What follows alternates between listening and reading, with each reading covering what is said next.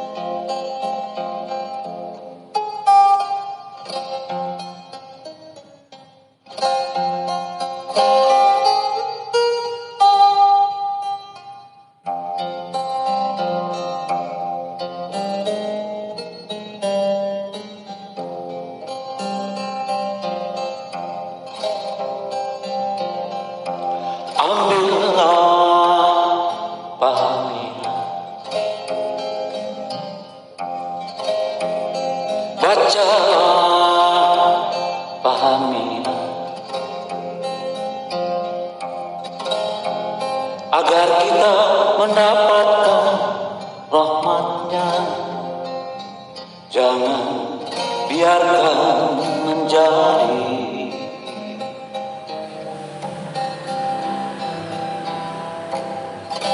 yang sia-sia. Jangan biarkan menjadi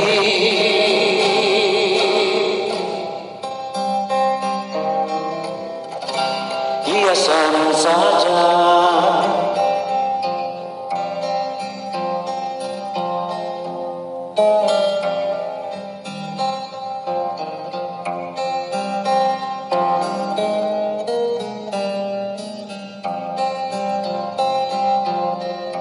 Bacalah, pahamilah, yakinlah dan sabarlah, agar kita mendapatkan nikmat-Nya. Jangan biarkan lapuk dimakan waktu.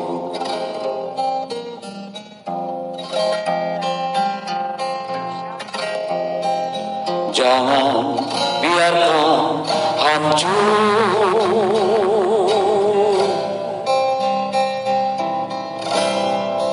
ditelan masa. Ambillah, raihlah, bacalah, pahamilah. Al-Quran adalah mukjizat yang mampu menjadi petunjuk dunia dan akhirat, yang benar dan yang salah, yang hak dan yang batil.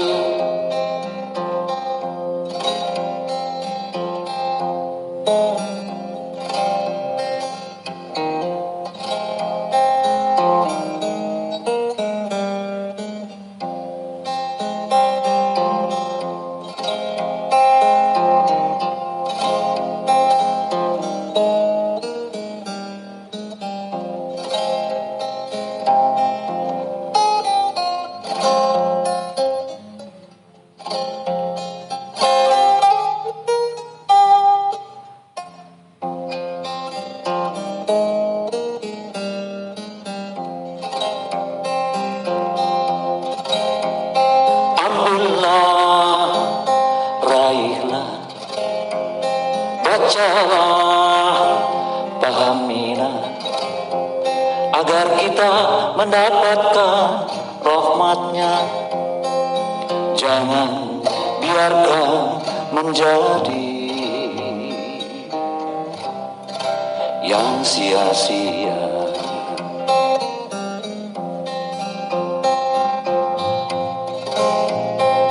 Jangan biarkan menjadi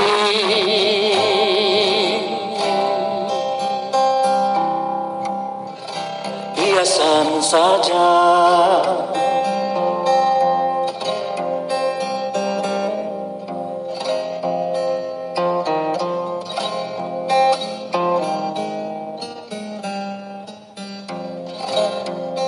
Bacalah, pahamilah, yakinlah dan sabarlah, agar kita mendapatkan nikmat-Nya. Jangan biarkan lapuk dimakan waktu. Jangan biarkan hancur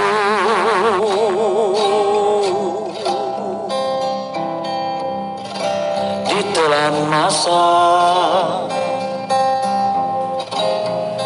Ambillah, raihlah, bacalah, pahamilah, yakinlah dan dan sabarlah. Al-Quran adalah mukjizat yang mampu menjadi petunjuk dunia dan akhirat, yang benar dan yang salah, yang hak dan yang batil. Ambillah, raihlah, bacalah, pahamilah, yakinlah dan sabarlah. Ambillah, raihlah, bacalah, pahamilah.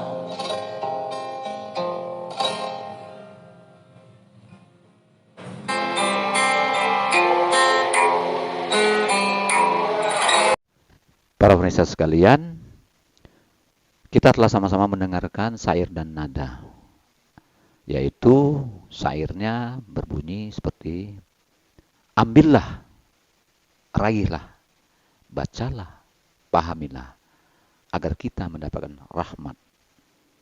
Bacalah, pahamilah, yakinlah, dan sabarlah, agar kita mendapatkan nikmat. Jangan biarkan lapuk dimakan waktu, dan jangan biarkan hancur ditelan masa. Nah, para pemirsa sekalian, kebenaran datang kepada kita semua, yaitu Al-Quran dan Sunnah.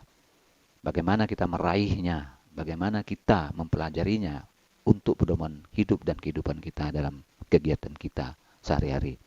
Sehingga Al-Quran tidak menjadi hiasan belaka.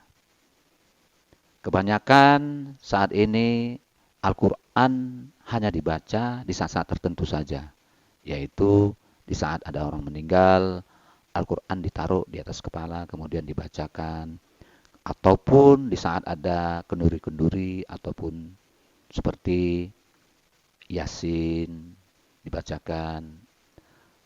Seolah-olah Al-Quran itu adalah privat, hanya kepentingan-kepentingan tertentu saja. Nah, para pemirsa sekalian, mari kita lihat, kita akan menuju ke rumah Bapak Nazaruddin, seorang mualaf yang mampu memanfaatkan situasi dengan mempelajari Al-Quran dengan baik dan membaca surah-surah pendek dan surah Fatihah dengan baik. Untuk itu kita akan menuju ke rumahnya.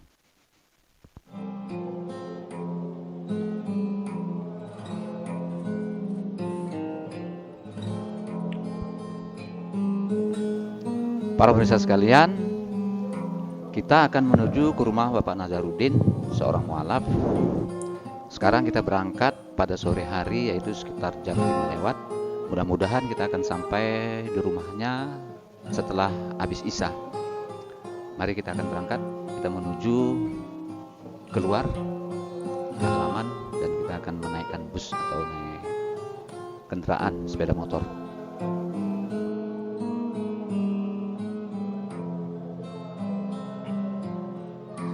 Ambillah, raihlah, bacalah, pahamilah. Para pemirsa sekalian, agar kita mudah-mudahan dalam perjalanan kita ini tidak ada yang menghambat.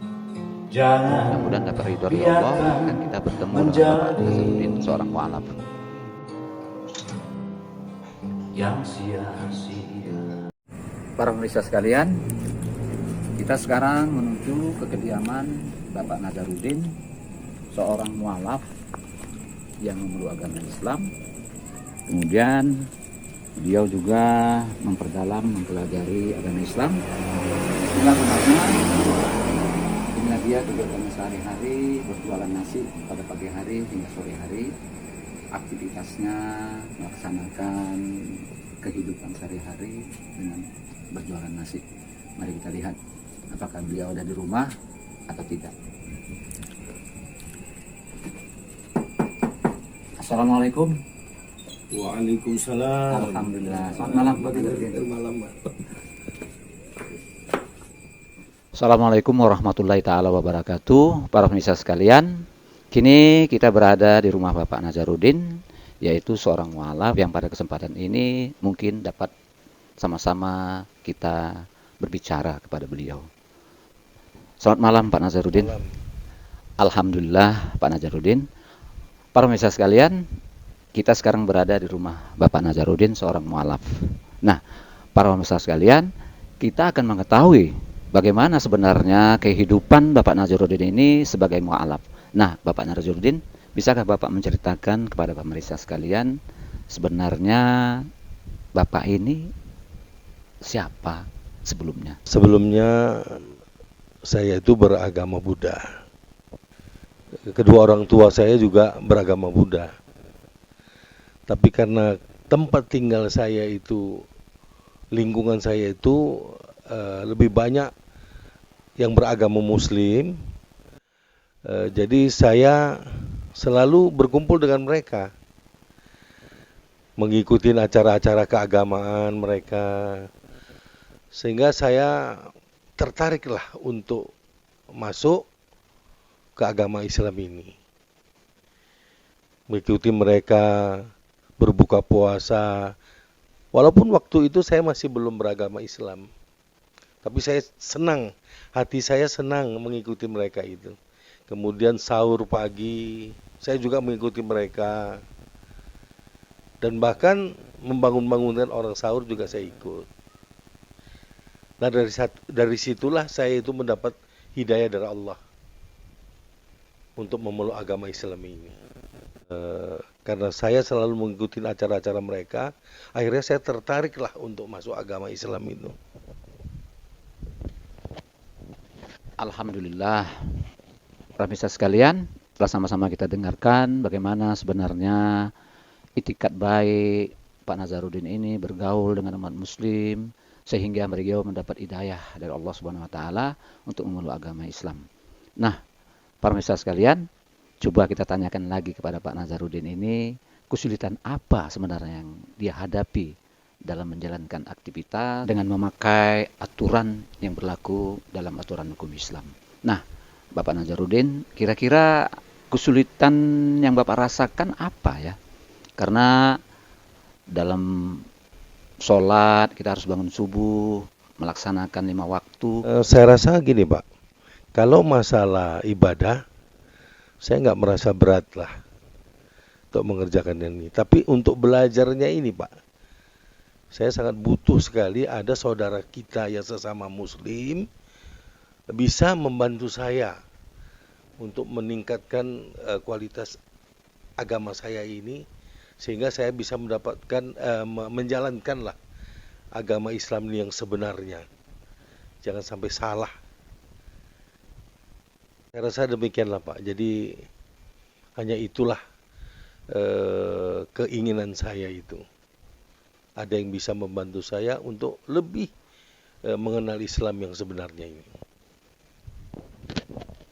Terima kasih Pak Nazarudin, tapi intinya dalam melaksanakan kegiatan atau aktivitas Pak Nazarudin istilahnya tidak mengalami kesulitan, bahkan ikhlas. Tinggal lagi Bapak ingin meningkatkan kemampuan Bapak, pengetahuan Bapak tentang Islam, maunya adalah seorang guru yang dengan ikhlas memberikan pemahaman kepada Bapak, kan gitu kira-kira Pak Nazarudin. Nah, kalau begitu kami dari pemirsa juga dari saya ingin mengetahui kira-kira sampai di mana sebenarnya Bapak ini mampu membaca ayat-ayat Al-Quran.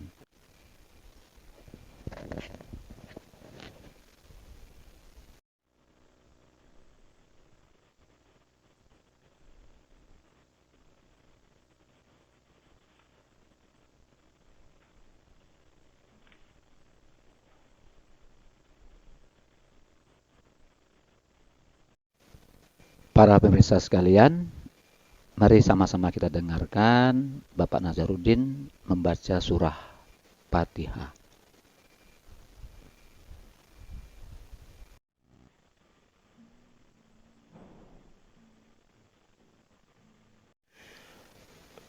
A'udzu billahi minasy syaithanir rajim. Bismillahirrahmanirrahim. Alhamdulillahi Rabbil Alamin. Ar-Rahmanir-Rahim. Maliki Yaumiddin.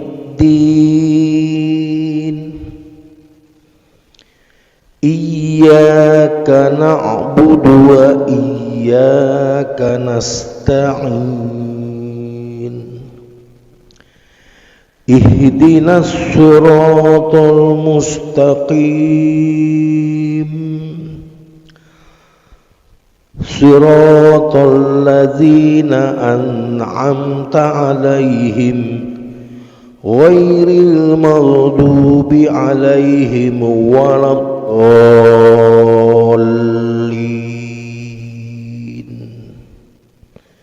Amin.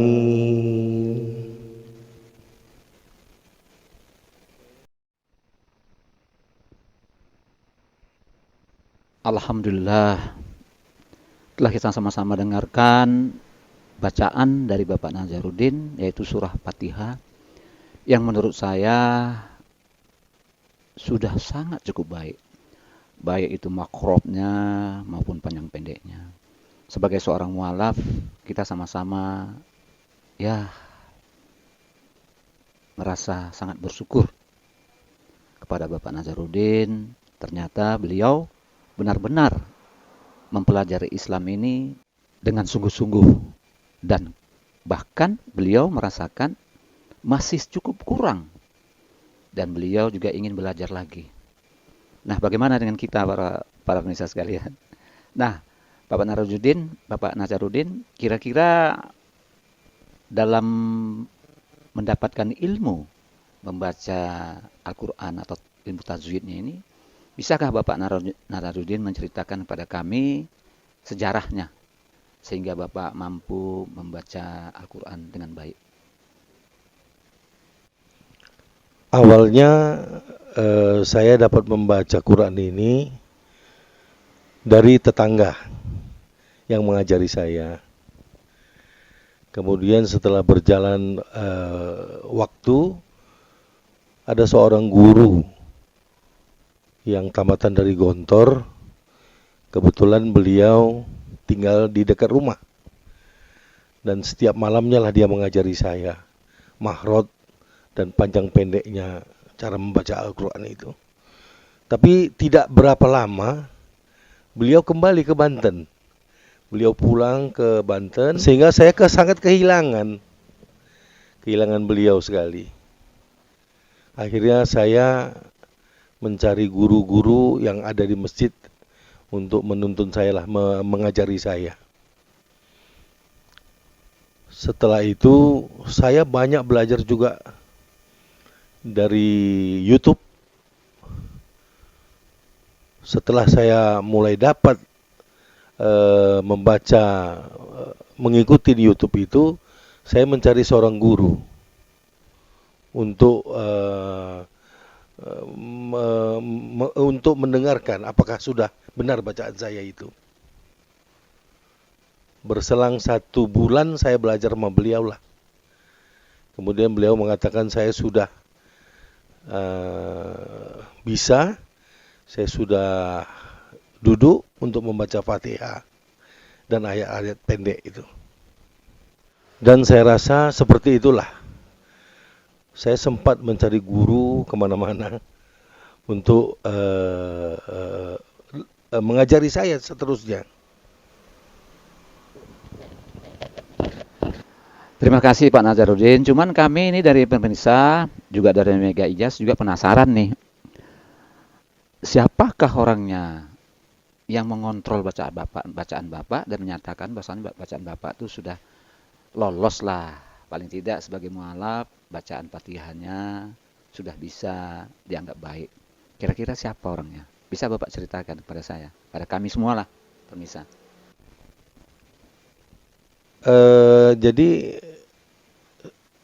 perlu saya sampaikan di sini, yang mengajari saya, yang mengontrol lah saya untuk membaca Fatihah dan beliau yang mengatakan lolos itu adalah seorang qori Medan. Bahkan beliau sekarang sudah menjadi seorang juri qori di Sumatera Utara ini, yaitu Ustadz Dr. Andes Saripuddin Nasution. Nah, beliau itulah yang banyak mengajari saya, sehingga saya sudah dapatlah membaca Al-Fatihah dengan ayat-ayat pendek dengan baik. Para pemirsa sekalian, kita sama-sama telah mendengarkan sejarah Bapak Nazarudin dari mulai beliau beragama Buddha, kemudian masuk agama Islam, kemudian aktivitas beliau melaksanakan agama Islam dan belajar surah, belajar Al-Quran dan mengamalkannya. Bagaimana kita merasa terenyah sekali seorang mu'alaf mampu tidak menyia-nyiakan ajaran Islam. Beliau benar-benar mengambil manfaat sehingga beliau diisi pengamalan. Yakinlah dan sabar. Saya rasa kita dengan Bapak Nazarudin pada malam ini kita sudahi, dan marilah kita sama-sama minta izin kepada Bapak Nazarudin untuk permisi mohon diri dari tempat tinggal kediaman beliau. Pak Nazarudin, saya mohon izin untuk melanjutkan aktivitas kami Mega Ijaz YouTube kami ini. Alhamdulillah Pak Nazarudin, kami permisi. Mudah-mudahan pertemuan kita ini mendapat berkah dan rahmat dari Allah Subhanahu wa taala, menambah keimanan kita. Ambillah, raihlah, bacalah, pahamilah. Al-Quran adalah mukjizat yang mampu menjadi petunjuk dunia dan akhirat, yang benar dan yang salah.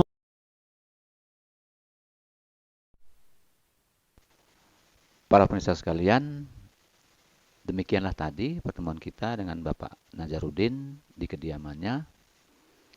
Beliau adalah seorang mu'alaf yang sama-sama kita saksikan bagaimana beliau mampu membaca Al-Quran dengan cukup baik. Sebagai contoh buat kita, seorang mu'alaf demikian gigih mau belajar untuk memperdalam ilmu agama Islam. Kegunaannya katanya agar dia dalam menjalankan aktivitasnya itu sesuai dengan aturan Islam dan takut akan terjadi kesalahan, sehingga beliau masih ingin belajar. Nah, para pemirsa sekalian, kita dapat mengambil hikmah atas pertemuan kita dengan Bapak Nazarudin, sehingga memicu kita untuk kita sebagai umat muslim yang dari awal, dari lahir, orang tua kita juga seorang yang muslim, bagaimana kita jangan sampai terlena. Kebenaran datang dari Allah Subhanahu wa taala, yaitu Al-Qur'an dan Sunnah Rasul. Mari sama-sama kita jadikan dia sebagai petunjuk sesuai dengan apa yang dikatakan Rasul dari riwayat Bukhari Muslim.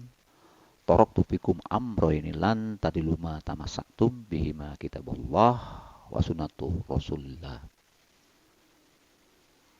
Berpeganglah kamu kepada dua perkara, pasti kamu tidak akan tersesat, yaitu Al-Quran dan Sunnahku. Nah, para pemirsa sekalian, mudah-mudahan pertemuan kita dengan Bapak Nazarudin sebagai landasan kita atau sebagai pemicu kita untuk kita dapat seterusnya beraktivitas ataupun tidak menyia-nyiakan kesempatan yang datangnya dari Allah Subhanahu wa taala, yaitu kebenaran Al-Qur'an dan Sunnah.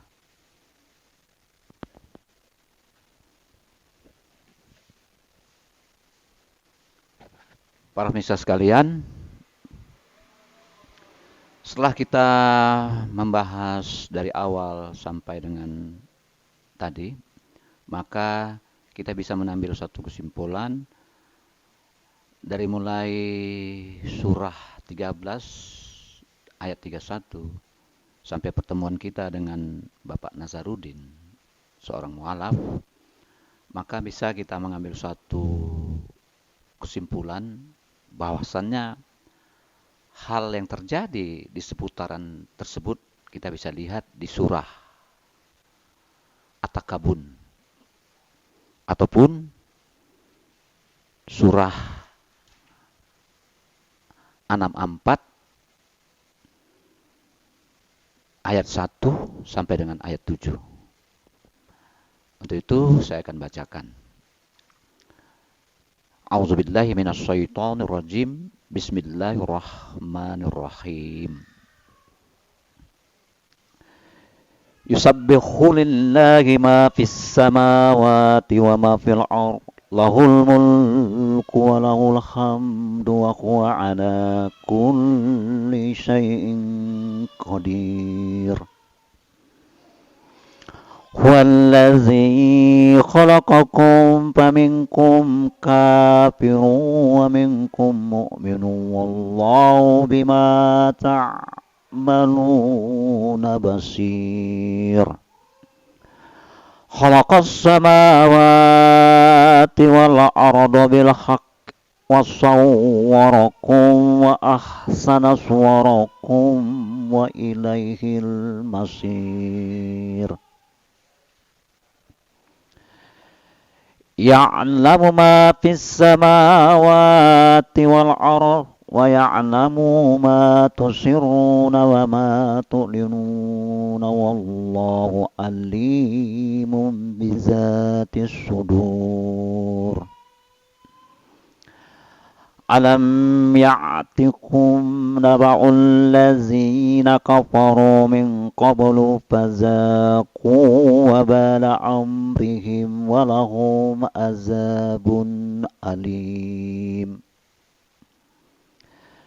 Zalika bi'annahu kanat ta'atihim rusuluhum bil bayinati faqalu abasaru yahdunana fakafaru wa tawallaw wastaghnaallahu wallahu ghaniyyun hamid. Yang artinya, apa yang ada di langit dan apa yang ada di bumi senantiasa bertasbih kepada Allah. Miliknya lah semua kerajaan dan baginya pula segala puji, dan Dia Maha Kuasa atas segala sesuatu. Dialah yang menciptakan kamu, lalu di antara kamu ada yang kafir dan di antara kamu juga ada yang mukmin. Dan Allah Maha melihat apa yang kamu kerjakan. Dia menciptakan langit dan bumi dengan tujuan yang benar dan membentuk rupamu lalu memperbagus rupamu, dan kepadanya lah tempat kembali. Dia mengetahui apa yang ada di langit dan di bumi, dan mengetahui apa yang kamu rahasiakan dan apa yang kamu nyatakan. Dan Allah Maha mengetahui segala isi hati. Apakah belum sampai kepadamu orang-orang kafir berita orang-orang kafir dahulu? Maka mereka telah merasakan akibat buruk dari perbuatannya, dan mereka memperoleh azab yang pedih. Yang demikian itu karena sesungguhnya ketika Rasul-Rasul datang kepada mereka membawa keterangan-keterangan, lalu mereka berkata, apakah pantas manusia memberi petunjuk kepada kami? Lalu mereka ingkar dan berpaling. Padahal Allah tidak memerlukan mereka, dan Allah Maha Kaya, Maha Terpuji. Sedangkan yang terakhir di ayat ke-7, orang-orang kafir mengira bahwa mereka tidak akan dibangkitkan. Katakanlah Muhammad, tidak demikian, demi Tuhanku, kamu pasti dibangkitkan. Kemudian diberitakan semua yang telah kamu kerjakan. Dan yang demikian itu mudah bagi Allah. Para pemirsa sekalian, inti daripada surah ini bisa kita sebutkan bahwasanya ada yang mau menerima dan ada yang tidak mau menerima. Yang tidak menerima disebut dengan kafir, dan yang menerima ajaran Allah dan menjalankannya disebut dengan mukmin. Nah, para pemirsa sekalian, di surah 2, di ayat kedua berbunyi yang artinya, Dialah yang menciptakan kamu, lalu di antara kamu ada yang kafir, dan di antara kamu juga ada yang mukmin. Dan Allah Maha melihat apa yang kamu kerjakan. Nah, pada dasarnya manusia hanya berada di dua posisi, yaitu mukmin dan kafir. Nah, siapakah yang disebut mukmin dan siapakah yang disebut dengan kafir?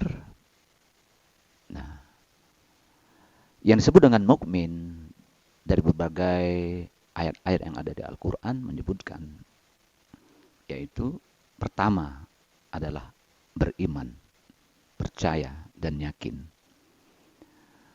Kemudian tidak hanya cukup dengan beriman, mereka juga harus bertakwa, beribadah, menjalankan perintah Allah dan meninggalkan larangannya. Beriman, bertakwa, dan beribadah, taat dan patuh juga belum cukup. Mereka juga harus menjalankan syiar, menegakkan agama Islam. Itu bisa kita lihat di surah 110 ayat 118 yang berbunyi, A'udzubillahi minasyaitonirrajim. Bismillahirrahmanirrahim. Kuntum khairu ummatin ukhrijat linnas ta'muruna bil ma'ruf wa tanhauna 'anil munkar wa tu'minuna billah. Di antara umat muslim, umat yang kuciptakan adalah umat yang terbaik, yaitu umat muslim, karena mereka menegakkan kebenaran dan menghapus kemungkaran. Nah, ketiga faktor ini juga belum cukup. Keimanan, ketakwaan, menjalankan syiar juga belum cukup. Yang terakhir juga harus ikhlas dan ikhlas. Ikhlas juga diperlukan agar semua nilai ibadah itu dapat diterima di sisi Allah Subhanahu wa ta'ala. Nah, kita juga bisa lihat hal ini di surah Yunus ayat 9. Nah, para pemirsa sekalian, bagaimanakah dengan yang disebut dengan kafir? Nah, kafir di Al-Quran dan di hadis dapat digolongkan 4 golongan besar. Yang pertama adalah kafir ingkar, yaitu juga diterangkan tadi di ayat yang kelima. Mereka ingkar, tidak sama sekali mempercayai Al-Quran dan Rasul yang datang membawa pelajaran dan kebenaran ataupun utusan. Sedangkan yang kedua adalah yang disebut dengan kafir, mereka hatinya meyakini tentang kebesaran Allah Subhanahu wa ta'ala dan Rasulnya. Cuman mulut dan perbuatannya belumlah sesuai, belum sejalan. Sedangkan yang ketiga adalah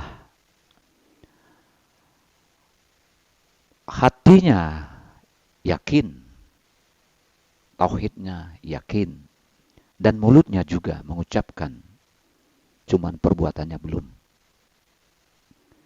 Sedangkan yang keempat adalah munafik. Mereka mengerjakan aktivitas seperti umat muslim lainnya. Tinggal lagi semuanya itu tidak dilakukan dengan ikhlas.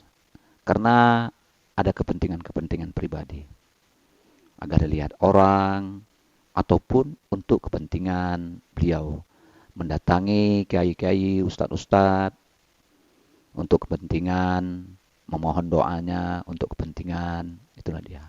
Disebut dengan munafik. Nah, para pemirsa sekalian, dari gambaran tersebut dapat kita memahami sebenarnya posisi kita berada di mana. Karena yang sulit untuk diampuni adalah kafir ingkar dan munafik. Karena mereka sepertinya telah tertutup hatinya. Kita bisa lihat di surah Muhammad ayat 24. Afala tadabbakarun al-Quran am ala kulli bima aqfaluha. Pernahkah mereka mempelajari Al-Quran ataukah hati mereka telah terkunci? Sedangkan mereka meyakini Allah, Rasul, cuman dalam pelaksanaannya mereka belum mampu melaksanakannya. Nah, untuk itu kemungkinan apabila mereka benar-benar mau bertobat, hidayah kemungkinan akan datang dari Allah Subhanahu wa ta'ala. Nah, para pemirsa sekalian, kemudian di ayat yang terakhir, di ayat 17, 16, 17, dan 18 yang berbunyi, A'udzubillahi minasyaitonirrajim, Bismillahirrahmanirrahim.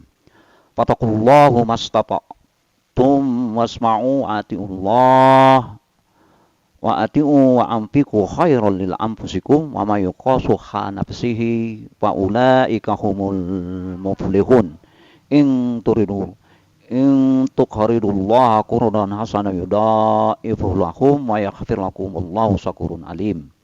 Alimul ghaibi was-shahadatil azizul hakim. Shadaqallahul azim. Nah, para pemirsa sekalian, yang artinya, maka bertakwalah kamu kepada Allah menurut kesanggupanmu, dan dengarlah serta taatlah, dan infakkanlah harta yang baik untuk dirimu, dan barang siapa dijaga dari dirinya dari kekikiran, mereka itulah orang-orang yang beruntung. Sedangkan di ayat ke-17, jika kamu meminjamkan kepada Allah dengan pinjaman yang baik, niscaya Dia melipat gandakan balasan untukmu dan mengampuni kamu, dan Allah Maha Mensyukuri, Maha Penyantun. Yang terakhir di ayat ke-18, yang mengetahui yang gaib dan nyata, yang perkasa, Maha Bijaksana. Nah, para pemirsa sekalian, di sini saya mengambil sebuah cerita. Ada seorang pemuda. Dia beroperasi atau setiap hari berkeliaran di pajak. Nah, pekerjaannya itu adalah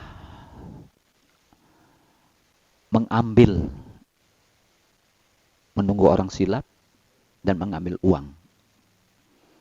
Kemudian uang tersebut oleh beliau diberikannya kepada orang-orang fakir. Nah, perbuatannya itu berlanjut hari demi hari. Ternyata apa yang dilakukan beliau diperhatikan oleh seseorang yang memahami tentang ajaran dan aturan agama Islam. Pada satu kesempatan, orang tersebut mendatangi pemuda tersebut dan menanyakan, apa maksudmu? mengambil uang orang lain dan memberikannya kepada orang lain. Apa keuntunganmu? Pemuda itu menjawab, saya lagi berdagang dengan Allah Subhanahu wa Ta'ala. Nah, orang bertanya terkejut, apa maksudmu berdagang? Begini Pak, katanya. Di saat saya melakukan kesalahan, mengambil uang orang lain, saya mendapat kesalahan 1. Kemudian di saat saya menyerahkan uang ini kepada orang-orang yang membutuhkan, saya mendapat nilai 10 dan saya untung 9. Kemudian orang yang memberitahu kepada pemuda itu, yang menanya kepada pemuda itu, menerangkan bahwasannya berilah pinjaman yang baik kepada Allah Subhanahu wa Ta'ala. Maksudnya adalah apabila kita ingin mendermakan harta kita di jalan Allah Subhanahu wa Ta'ala, harus dari hasil yang baik. Nah, orang tersebut menjelaskan kepada pemuda tersebut di ayat ini, di surah ini. Di surah At-Takabun ayat 16 sampai dengan 18. Kemudian sang pemuda merasa menyesal dan mohon ampun. Ternyata selama ini dia menjalankan kekeliruan. Nah, para pemirsa sekalian, ternyata tidak gampang kita untuk menjalankan kebaikan kepada orang lain. Karena berbuat baiklah kamu sebagaimana aku berbuat baik, kata Allah Subhanahu wa Ta'ala. Nah, berbuat baik kita kepada umat manusia bukanlah sesuai dengan kemauan kita, tapi sesuai dengan kemauan Al-Quran atau aturan yang datangnya dari Allah Subhanahu wa Ta'ala. Baik itu tentang harta, tentang zakat, semuanya sudah diatur. Nah, para pemirsa sekalian, untuk itu makanya Bapak Nazarudin, seorang mu'alaf, ingin mengetahui lebih dalam aturan-aturan yang ada.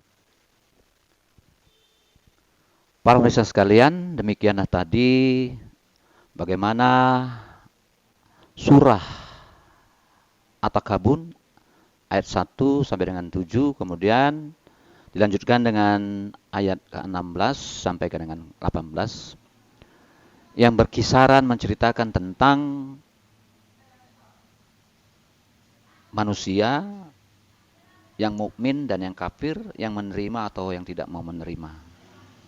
Nah, para pemirsa sekalian, kemudian kita akan berlanjut bagaimana sebenarnya umat muslim untuk menggapai, untuk menjalankan aktivitas memperoleh rezeki, agar apa yang kita laksanakan, rezeki yang kita terima, dapat menjadikan buat kita menjadi rezeki yang benar-benar mendapat ridho dari Allah Subhanahu wa Ta'ala. Kita bisa berpegang kepada ayat 3, surah 3, ayat 130, yang artinya, wahai orang-orang beriman, janganlah kamu memakan riba dengan berlipat ganda, dan bertakwalah kepada Allah agar kamu beruntung. Nah, para pemirsa sekalian, di sini adalah yang dimaksud dengan riba, yaitu yang lemah dilemahkan. Jadi di sini ada satu sistem pijak memijak, tidak boleh. Saya memberi contoh seperti ini. Apabila datang kepada kita seseorang yang membutuhkan uang, kita sebagai umat muslim melihat keadaan beliau dan mengambil kesempatan, itu disebut dengan riba. Yang lemah dilemahkan. Kita mengambil keuntungan dengan cara menerangkan kepada orang tersebut agar bisa mengembalikannya dengan pengembalian yang lebih. Nah, mereka itu sebenarnya dalam kesulitan yang besar. Cuman kita mengambil kesempatan. Nah, seharusnya sebagai umat muslim kita membantu dan menolongnya dan menjanjikan kepada beliau pengembalian dengan yang sewajarnya sebatas kemampuan yang membutuhkan.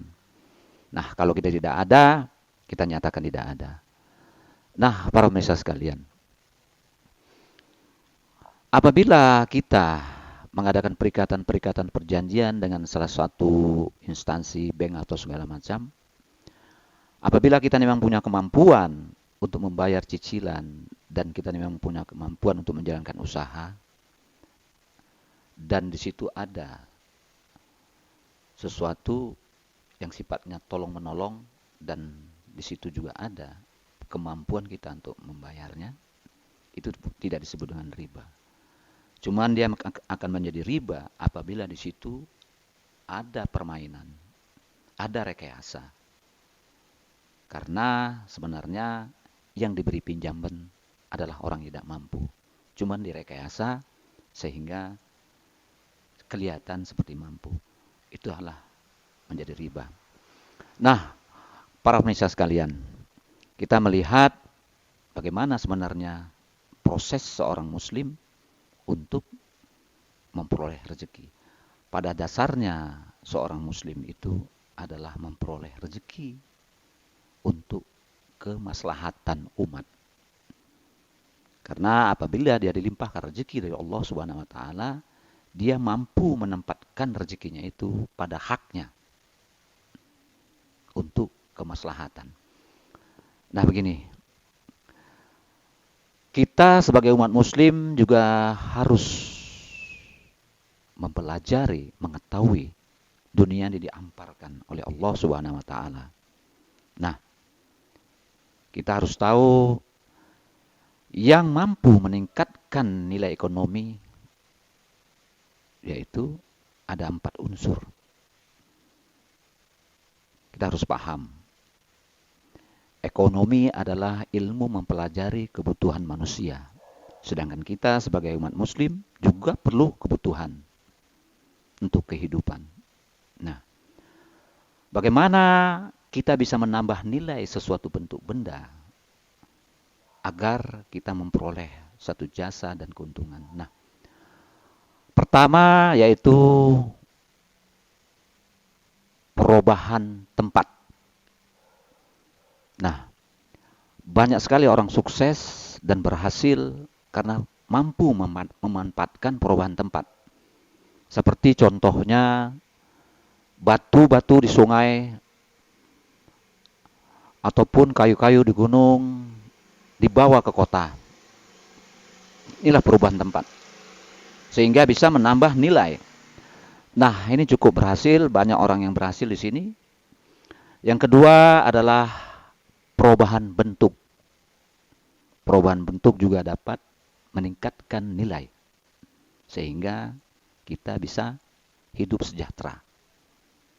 Yaitu perubahan bentuk seperti kita mampu kapas menjadi benang, benang menjadi kain, dan kain menjadi baju. Dan banyak contoh-contoh lain. Nah, banyak orang yang berhasil karena mampu memanfaatkan perubahan bentuk. Sedangkan yang ketiga adalah perubahan masa. Perubahan masa ini adalah kita seorang pedagang, dia bisa mengevaluasi, bisa mengetahui kapan barang ini menjadi nilai yang lebih tinggi. Seperti apabila menyambut bulan Ramadan dan bulan puasa, juga hari raya, harga-harga akan meningkat. Nah, itu perubahan masa. Kita beli sekarang, kita jual esok hari, kita beli sekarang, kita jual pada minggu depan. Di situ ada perubahan masa. Nah, Cuman sebagai umat muslim, kita tidak boleh menumpuk barang. Nah, kemudian yang keempat adalah jasa. Jasa ini bisa menjadikan kita makmur kehidupan kita. Karena kita punya kemampuan berdasarkan ilmu, berdasarkan pendidikan, yaitu seorang doktor, guru, dan keahlian lainnya. Sedangkan yang kelima adalah monopoli dan oligopoli. Yang ini sering dilakukan oleh negara-negara kapitalis. Bahkan di Indonesia sendiri juga sering terjadi kelangkaan-kelangkaan barang yang sengaja memang tidak didistribusikan atau tidak dipasarkan. Menunggu kebutuhan masyarakat sehingga harga bisa melonjak. Atau bahkan dihilangkan sama sekali. Di lautan tidak dimasukkan barang. Nah, para pemirsa sekalian, hal ini kita harus paham sebagai umat muslim, kita harus paham. Nah, bagaimana kita menyikapi ini?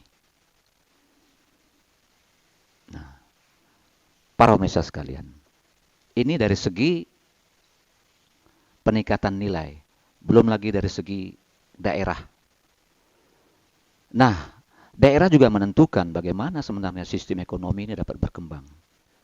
Kemudian mereka yang hidup di perkotaan, sebagian besar adalah orang-orang profesi. Karena mereka akan bekerja pada instansi atau perusahaan-perusahaan swasta atau perusahaan pemerintah. Dan juga sebagian adalah pedagang. Nah, demikianlah tadi tentang tata cara hidup masyarakat di perkotaan maupun di pegunungan maupun pesisir. Kemudian bagaimana kita menyikapi hasil daripada kerja kita, baik itu sebagai profesi maupun sebagai pedagang maupun sebagai petani maupun sebagai nelayan. Agar apa yang kita peroleh itu mendapat hikmah dan rahmat sehingga dapat menyelamatkan kita di dunia dan akhirat. Seperti di surah 2 atau Al-Baqarah ayat 201, mereka berdoa, Rabbana atina fid dunya hasanah wa fil akhirati hasanah wa qina azabannar. Meminta kepada Allah Subhanahu wa taala agar diberi kemudahan baik di dunia maupun di akhirat dan diselamatkan pada azab api neraka. Nah, para pemirsa sekalian, untuk itu kita perlu usaha dan doa. Ya. Usaha itu adalah bagaimana kita beraktivitas, bersosial, bekerja memakai satu aturan, yaitu aturan yang datangnya dari Allah Subhanahu wa taala. Kemudian kita berdoa kepada Allah Subhanahu wa taala. Seperti saya ambil contoh seorang saudagar atau pedagang. Nah, beliau beraktivitas berdagang tidak akan merugikan orang lain atau tidak dengan cara-cara yang di luar aturan Islam atau seperti syirik apa segala macam. Kemudian wajib bagi seorang umat muslim untuk mengontrol usahanya, untuk mengintrospeksi bagaimana hasilnya usahanya. Nah, kalau memang rezekinya bagus, juga dari mana datangnya? Kenapa bisa melimpah? Dan kalau rezekinya juga sedikit, juga harus berpikir, kenapa bisa sedikit? Karena itu harus diperbaiki. Nah, di situ ada introspeksi. Introspeksi itu gunanya untuk memperbaiki kelemahan kita. Kelemahan kita di mana, dan kita akan memperbaikinya. Kemudian setelah kita memahami di mana kelemahan kita, di mana sebenarnya kelebihan kita, barulah hasilnya itu kita syukuri. Dan kemudian kita berdoa kepada Allah Subhanahu wa taala. Doa itu gunanya adalah apabila kita diberi kemudahan, kelapangan, diberikan rezeki, kita tahu itu datangnya juga dari Allah Subhanahu wa taala. Dan kalau kita mengalami kegagalan, juga datangnya dari Allah, sehingga kita tidak merasa putus asa, akan berusaha terus. Karena semuanya itu datangnya dari Allah Subhanahu wa taala. Nah, para pemirsa sekalian, bagaimana rezeki yang sampai kepada kita itu menjadi nikmat buat kita, tidak menjadi sia-sia. Nah, itulah dia. Kita harus memahami aturan hidup ini, aturan Al-Quran yang mengatur, yaitu dengan hukum fikih. Nah, kita bisa belajar kepada ustadz-ustadz atau belajar dimanapun lingkungan kita berada, pasti ada guru-guru yang memberi wejangan atau memberi pengetahuan kepada kita tentang hukum-hukum Al-Quran. Karena Al-Quran itu adalah menerangkan segala sesuatu. Nah, para pemirsa sekalian,